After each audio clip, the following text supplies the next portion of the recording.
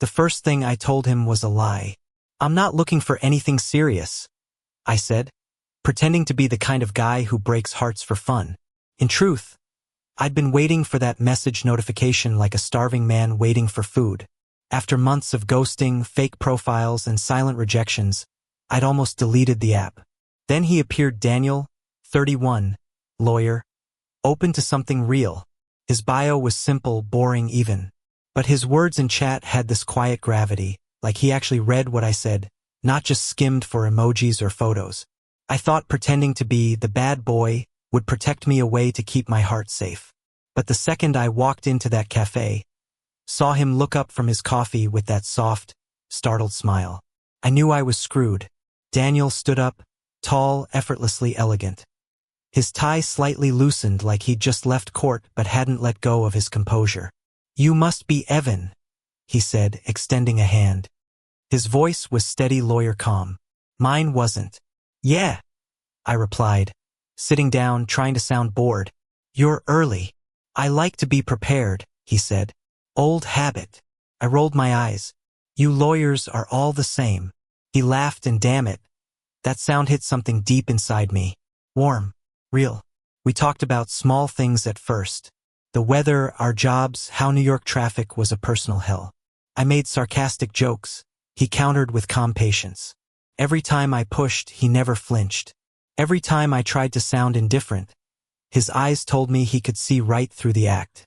At one point, I caught him staring, not in a creepy way, but like he was memorizing me. "What?" I asked, half grinning, half panicking. He hesitated, then said, "You look familiar, like I've seen you before." I snorted. Sure, maybe in a cautionary tale, but something in his gaze didn't fade. Softened, deepened. He leaned forward. "You remind me of someone I used to know, someone I lost." The words hung in the air, heavy but not sad, more like confession than nostalgia. I didn't know how to respond, so I said the dumbest thing possible. "So you're saying I'm a ghost of your ex?" He smiled faintly. "No, I'm saying you feel like a second chance." For a moment, the sound of the cafe faded, just two hearts learning each other's rhythm. And I realized, maybe this wasn't just another date, but old habits die hard. I wasn't about to let myself fall that easily. "So, Mr. Lawyer," I said, swirling my iced coffee, "do you tell all your clients their destiny?" He chuckled. "Only the guilty ones." "Then I'm screwed," I said before I could stop myself. He tilted his head, eyes curious. "Why do you think you're guilty?" And I froze, because I didn't have to think. I knew. I was guilty of pretending, of hiding the parts of myself that had been bruised by rejection, mocked by family, ignored by exes who wanted the fantasy of love, not the real, messy truth of it. I swallowed hard. "Because I'm not who you think I am." Daniel leaned back, studying me like a puzzle he'd already decided was worth solving. "Then tell me who you are." I should have walked away. It would have been easier. But something about the way he looked at me, like he was asking permission, not demanding, made me want to stay. "I'm a mess," I whispered. "A little broken. Maybe a lot." He didn't flinch. "Good. I don't need perfect." The rest of the evening blurred laughter, half-serious debates, moments when his knee brushed mine under the table and neither of us pulled back. It felt dangerous and safe at the same time, like falling without fear of hitting the ground. When we stepped outside, the air was cold and sharp with winter. Streetlights painted the world gold and blue. I shoved my hands into my jacket pockets, pretending not to notice when he walked beside me, close enough for our shoulders to touch. "Evan," he said softly, as we stopped at the corner, "whatever game you think you're playing, you don't have to." I laughed, but it came out shaky. "You think you've got me all figured out, huh?" He smiled, gentle but firm. "No, but I'd like to try." Something in me cracked open, years of pretending, hiding behind sarcasm and detachment, all falling apart in the quiet between us. The light changed. Cars rushed by, but we stood there unmoving. Then he said it, simple and absurd and beautiful. "I don't know what this is yet, Evan, but when I saw you today, I had this insane thought that maybe you're the person I was meant to find." I blinked, half laughing, half about to cry. That's insane. Yeah, he said. But I'm a lawyer. I deal in facts. And the fact is I don't want this night to end. And somehow neither did I. I didn't plan to see him again. That was the deal I made with myself. One night, one conversation, no strings. Because strings meant risk, and I'd had enough of being tangled in people who left the moment things got real.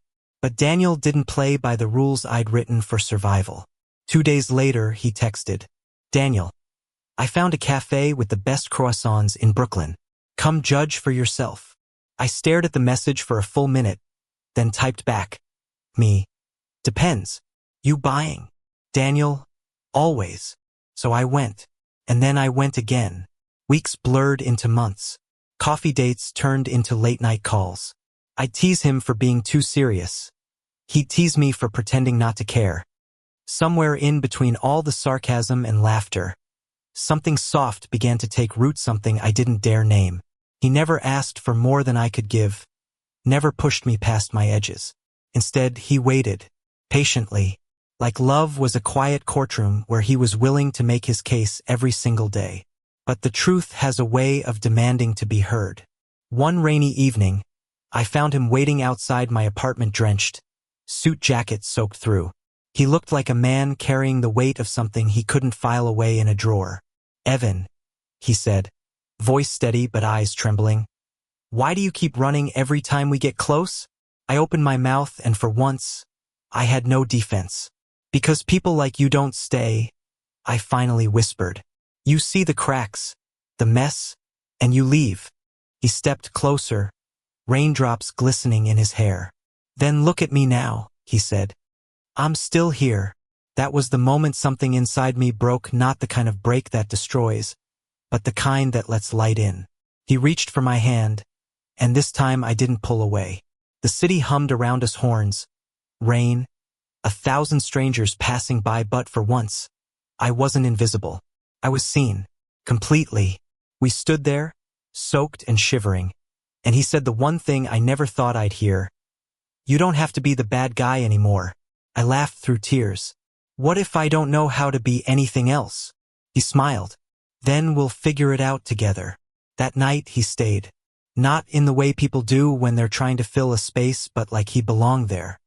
We talked until the rain stopped, about everything and nothing. The first time we'd both been hurt, the families who didn't understand, the strange ache of learning how to trust again. At some point, he reached over, brushed a strand of hair from my face, and said softly, "You know, I think destiny isn't about fate, it's about choice. And I choose you." No one had ever said that to me, not like that. Not without conditions. I didn't answer right away. I just leaned in, forehead against his, feeling the quiet rhythm of his breath. And for the first time, I didn't feel like pretending. Spring came slowly to New York. We'd meet on park benches, argue about politics, share bites of food, hold hands only when no one was looking, and then, eventually, stopped caring who saw. He'd leave notes in my jacket pockets before work. "Remember, you're worth it." I'd tease him about being a walking Hallmark card, but I'd keep every note. One night, after dinner at the same cafe where we first met, he asked, "Do you ever regret that you lied to me that first night?" I thought about it. "No," I said. "If I hadn't pretended to be someone else, I might never have met the one person who saw through me." He smiled, and his hand found mine across the table. Then I guess the lie brought us to the truth. Outside, the city lights flickered like tiny stars trapped in glass. For the first time in a long while, I felt peaceful. Not perfect, just real. Daniel leaned closer, eyes tracing my face the way he did that very first day. "You still trying to act like the bad boy?" he asked playfully.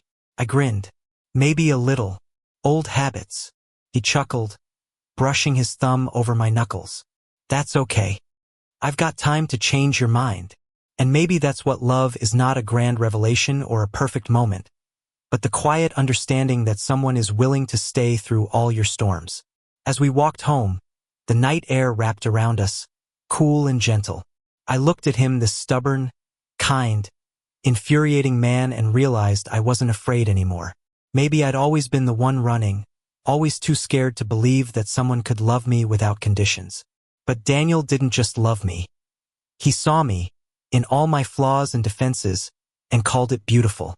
When we reached my building, I stopped him at the door. "Hey," I said, "you still think I'm your destiny?" He smiled, that same warm, calm smile that started it all. "No," he said, "now I know." And then he kissed me slow, certain, full of everything we'd been too afraid to say. It wasn't fireworks or movie magic. It was better, steady, human, true. The kind of kiss that doesn't end things, but begins them. As his hand found mine and our laughter melted into the hum of the city, I realized something simple and terrifyingly beautiful. Maybe love isn't about finding perfection.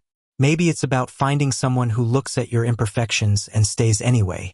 And under the soft glow of New York streetlights, I finally stopped pretending.